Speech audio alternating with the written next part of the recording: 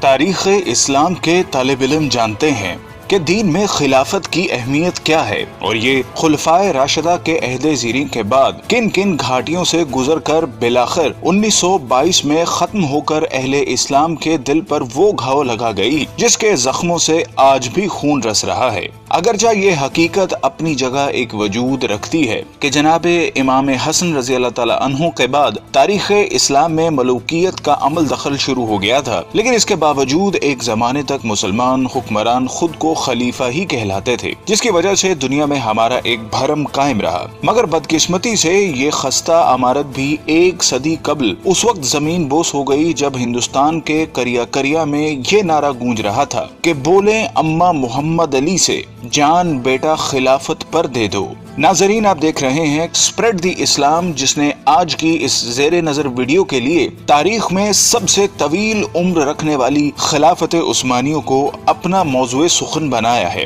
جس میں اس عہد کے سرسری جائزے کے ساتھ ساتھ اس معاہدے کا بھی خاص طور پر تذکرہ کیا جائے گا جو کہ اس کے خاتمے کے وقت اتحادی قوتوں اور اس کے شکست خوردہ حکمران کے درمیان طے ہوا تھا، جس کی عمر 100 سال مقرر کی گئی تھی۔ اور ہم جانتے ہیں کہ یہ مدت آئندہ سالوں میں ختم ہو جانے والی ہے، جس کے بعد نہ صرف عالم اسلام بلکہ پوری دنیا میں ایک بہت بڑی تبدیلی کے مواقع موجود ہیں۔ لیکن اصل موضوع کی جانب بڑھنے سے قبل ہمارے اس قافلہ تحقیق و جستجو میں نئے شامل ہونے والے ساتھیوں سے درخواست ہے کہ وہ پہلے چینل کو سبسکرائب کر کے ساتھ موجود گھنٹی کی علامت کو بھی دبا دیں تاکہ اسی نوع کی ہماری دیگر ویڈیوز بھی ایک خودکار نظام کے ذریعے آپ تک پہنچتی رہیں۔ معزز ناظرین، بنو امیہ کی حکومت کے خاتمے کے بعد 132 ہجری میں خلافت بنو عباس کا قیام عمل میں آیا، جو کہ قریب 5 صدیوں تک قائم رہی، اور اس زمانے میں بغداد نہ صرف علم و حکمت کا گھر تصور ہوتا تھا بلکہ اس کا شمار دنیا کی طاقتور ترین حکومتوں میں بھی ہوتا تھا، جس کو ہارون الرشید اور مامون الرشید جیسے خلفاء نے قوت و حشمت کی بلندیوں تک پہنچا دیا تھا۔ لیکن فطرت کے اس اصول یعنی ہر کمال رہ زوال کے تناظر میں جب 8ویں خلیفہ معتصم باللہ کے بعد عباسیوں نے محض ہوس اقتدار کو اپنا مطمع نظر بنا لیا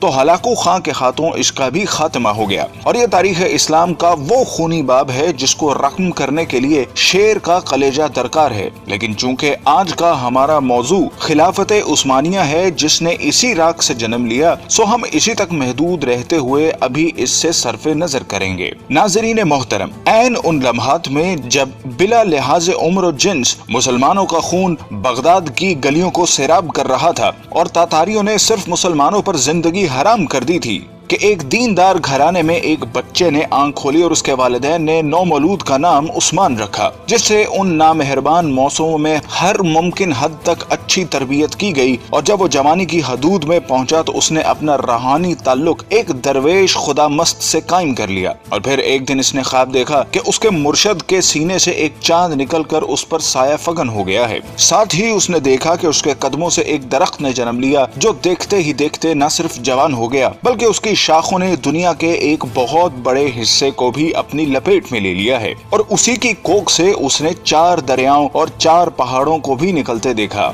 خواب سے بیداری کے بعد جب عثمان نے یہ خواب اپنے پیر و مرشد کے سامنے بیان کیا تو انہوں نے کہا، مبارک ہو، اللہ نے تمہیں اور تمہاری اولاد کو اپنے دین کے لیے چن لیا ہے۔ ناظرین گرامی، یہ 1299 کا سال تھا جب فطرت نے عثمان کو دولت عثمانیہ قائم کرنے کی قوت بخشی۔ یہ نوزائندہ اسلامی مملکت اس بازنطینی حکومت کے پڑوس میں قائم ہوئی جس کو آج ہم اہل روم کی حکومت سے موسوم کرتے ہیں۔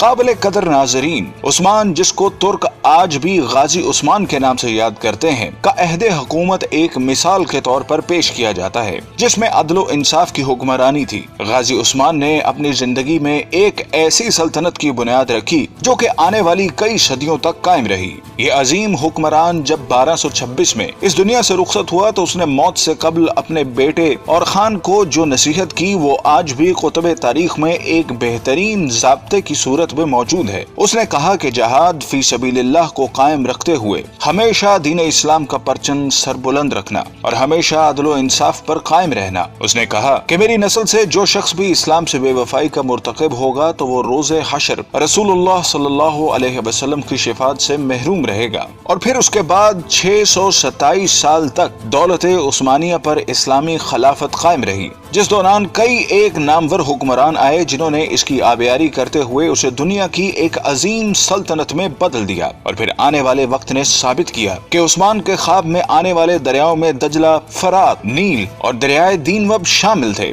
जबकि पहाड़ों में कोहे तूर, कोहे बलकान, कोहे काफ और कोहे अतलस थे, जो कि बादशाह उसकी कलम रौक का हिस्सा बने। नाज़रीन गरामी, जैसा कि हमने अर्ज किया कि 1922 में उस वक्त खिलाफत उस्मानिया को एक बैनुल अक़वामी मुआहिदे की रूह से खत्म कर दिया गया, जिसके बाद इस्लामी हुकूमती मरकज की छतरी से निकलकर अलहदा तशख़्ख़ुस की हामिल हो गयी। लेकिन हम में से बहुत कम लोग ऐसे हैं जो इस मुआहिदे के बारे में आगाह हों, जिनकी तफसीलात हम आपके सामने रख रहे हैं, जिनको जानने के बाद हमें उम्मीद है कि आप दुनिया के मौजूदा हालात और उसमें आलम इस्लाम के हालत ज़ार के बारे में बेहतर तज्जिया कर सकेंगे। जब पहली जंगी अजीम के बाद तुर्कों को शिकस्त फाश का सामना करना पड़ा, तो उसके बाद इत्तेहादी ममालिक जिनमें बरतानिया और फ्रांस जैसी कुव्वतें शामिल थीं, ने तुर्क सुल्तान से मुआहिदे में ये शर्तें बनवाईं, जिनके मुताबिक सुल्तान की तमाम जाती इमलाक को जब्त कर लिया गया। खिलाफत उस्मानिया, जो कि 3 बर्रे आज़मों पर फैली थी, को तोड़ दिया गया। और आप इसकी वुसअत का अंदाजा लगाना चाहें तो हैरान रह जाएंगे कि इसको तोड़ने के बाद दुनिया में 40 आजाद ममालिक वजूद में आए, जिनमें आज की दुनिया के बेशतर इस्लामी मुल्क शामिल हैं।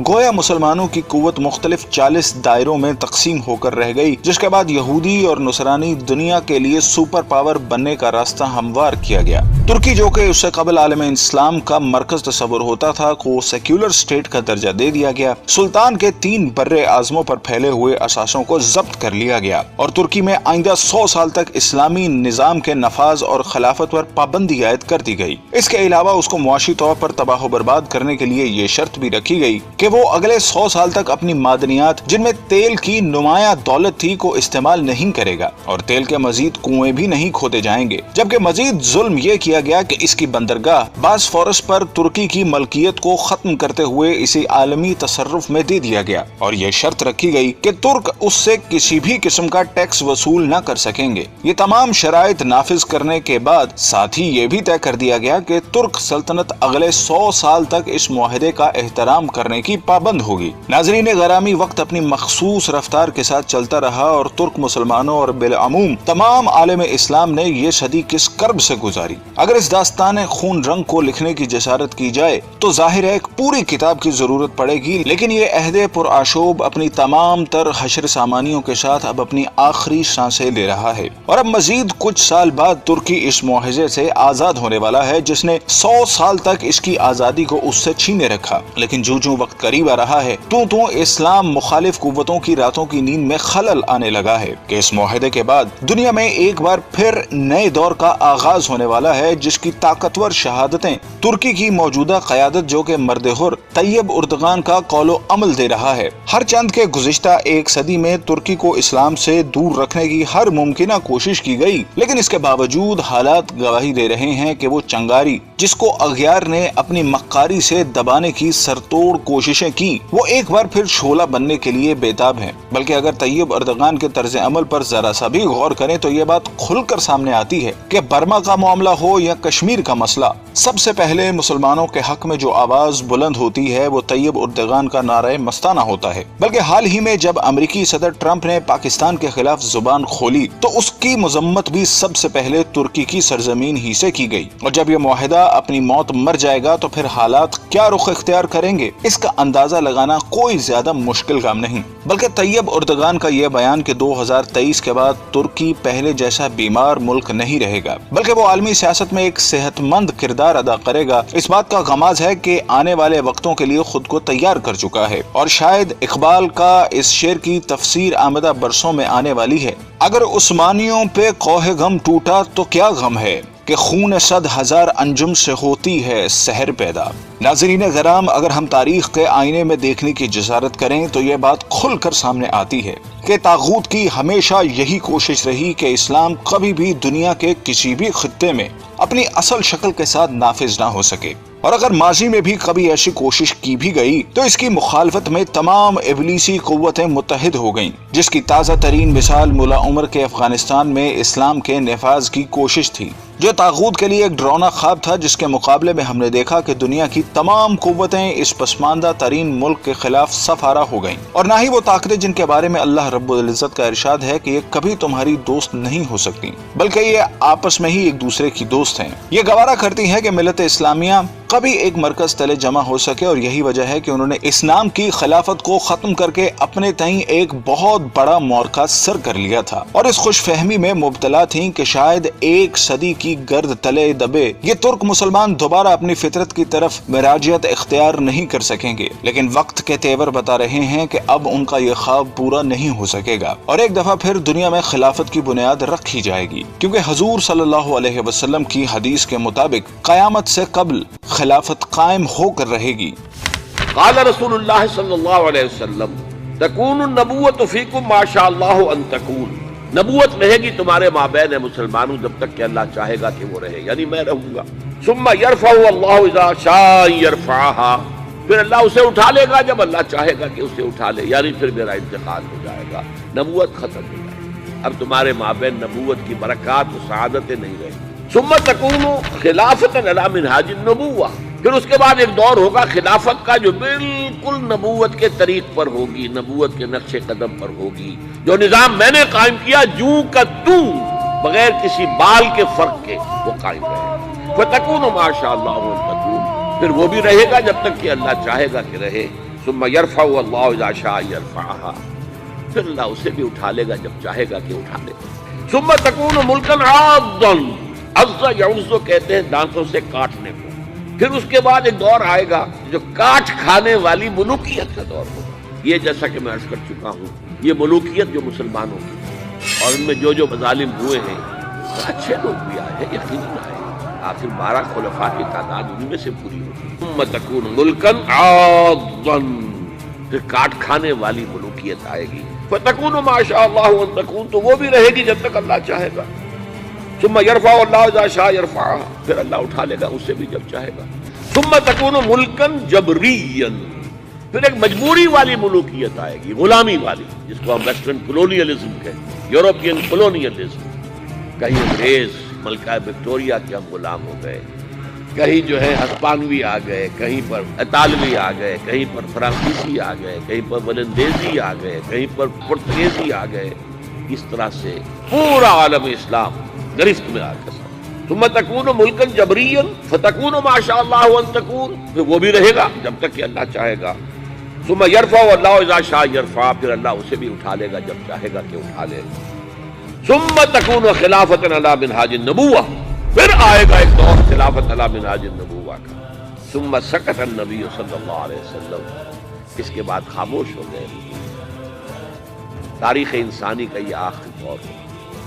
مسند احمد میں موجود حدیث کے مطابق حضور صلی اللہ علیہ وسلم نے 5 ادوار کا ذکر فرمایا ہے۔ آپ صلی اللہ علیہ وسلم نے فرمایا کہ تمہارے اندر نبوت کا دور رہے گا جب تک اللہ چاہے، پھر اللہ اسے اٹھا لے گا جب اٹھانا چاہے گا، یعنی جب تک حضور صلی اللہ علیہ وسلم رہے وہ دور رہا۔ اس کے بعد حضور صلی اللہ علیہ وسلم نے دوسرے دور کا ذکر فرمایا، پھر خلافت منہاج النبوہ قائم ہوگی، پس یہ دوسرا دور بھی جاری رہے گا جب تک اللہ چاہے گا، پھر جب اللہ چاہے گا اسے بھی اٹھا لے گا۔ اس کے بعد حضور نے تیسرے دور کا ذکر فرمایا کہ اس کے بعد کاٹ کھانے والی حکومت کا دور آئے گا۔ حکومت کا یہ دور بنو امیہ اور بنو عباس کی ملوکیت کا دور تھا۔ آپ نے ارشاد فرمایا یہ دور بھی رہے گا جب تک اللہ چاہے گا، پھر اسے بھی ختم فرما دے گا۔ پھر حضور صلی اللہ علیہ وسلم نے چوتھے دور کا ذکر فرمایا، پھر جابرانہ بادشاہت کا ایک دور آئے گا۔ جابرانہ بادشاہت سے مراد غیروں کی غلامی کا زمانہ ہے۔ پھر حضور نے 5ویں دور کا ذکر فرمایا کہ پھر خلافت منہاج النبوت قائم ہوگی،